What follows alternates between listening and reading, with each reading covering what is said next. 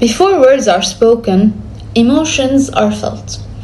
Welcome back to our journey in couple communication mastery.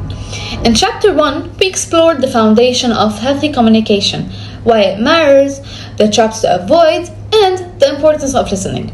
Now, in Chapter 2, we're taking a deeper step into the heart of connection, which is emotions. Because here's the truth. Before words are even spoken, emotions are already present. They shape the tone of our voices, the choice of our words, and even our body language. If we want to truly master communication, we must first understand the emotional world driving it. Now, think about the last disagreement you had with your partner. Was the argument really about the specific issue, or was it about how you felt in that moment? Research has shown that nearly 90% of relationship conflict are emotionally fueled. It's rarely about the dishes and the sink or the text that wasn't answered. It's about the feeling behind it. Feeling ignored, disrespected, or unimportant. When we ignore emotions, even small issues can blow up into major fights. But when we pay attention to emotions, ours and our partners, something shifts.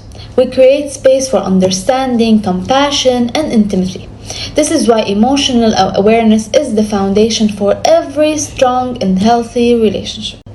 In psychology, we know that all emotions fall under a few core categories. And in a relationship, 4 emotions show up to be the most often.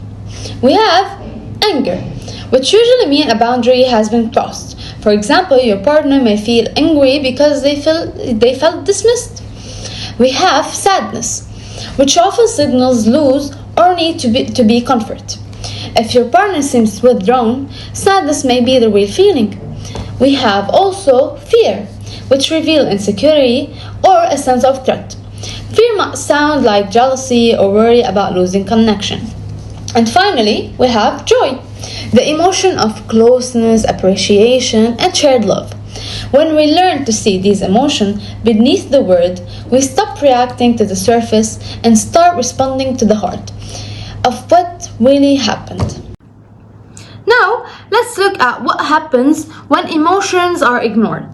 Many couples fight about surface issues like money, chores, time, but those aren't the real battle.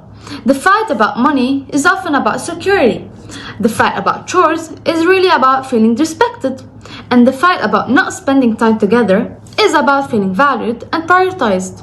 When we are emotionally blind, we keep fighting the same battle on the surface. But when we become emotionally aware, we go deeper. Instead of arguing about the dishes, we can say, I feel disrespected when I was left alone with all the housework. That is an entirely different conversation. One that builds understanding instead of resentment. One of the greatest tools you can develop is what I call emotional vocabulary. Most people describe their feeling in very basic terms like angry, sad, fine. But the reality is, emotions are far more complex. For example, instead of saying angry, you might say, I feel frustrated, I feel disappointed, I feel overwhelmed. Each of those words paints a clear picture for your partner. Instead of saying sad, you might say, I feel lonely, I feel ignored, or I feel unimportant. When we expand our emotional vocabulary, we expand the possibility for connection, because suddenly our partner doesn't have to guess, they can truly understand. Here's a mistake a couple makes all the time. Turning emotion into accusations. Phrases like, you never care about me, or you always ignore me. This immediately triggers defensiveness. And once your partner feels attacked, the conversation is lost. Instead, I want you to practice the I feel formula. For example, I feel unimportant when you don't check in with me during the day. Notice the difference here? You're not accusing anymore. You're sharing your inner experience. This shift moved the conversation away from blame toward vulnerability. And this is what builds trust. So, how do we respond when our partner expresses emotions? Most of us jump into fix-it mood. If they are upset, we try to offer a solution.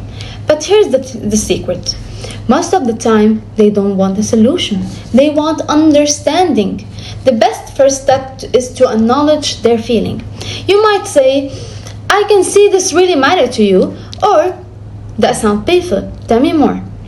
These phrases don't solve the problem, but they do something even more powerful. They validate your partner's emotion. And remember, validation is not the agreement. You don't have to be agreeing with every perspective of your partner.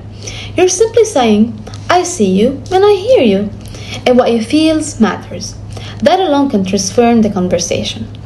Now, as we close this chapter, I want to leave you with a powerful reflection. What emotion do you personally struggle the most to express in your relationship, and why? Maybe you have difficulty expressing anger because you fear conflict, and maybe sadness feels too vulnerable. Or maybe you even struggle to fully express joy because you're afraid of being rejected. Take a few moments after this video to write down your thoughts. Awareness begins with ourselves first, and the more emotionally aware you become, the easier it will be to create a safe space to your partner to share their emotions too. Emotional awareness is not just a skill. It's the glue that deepens trust, intimacy, and connection. And in the next chapter, we'll take this even further, exploring the practical tool to regulate emotion during conflict, so you can keep conversations calm and productive.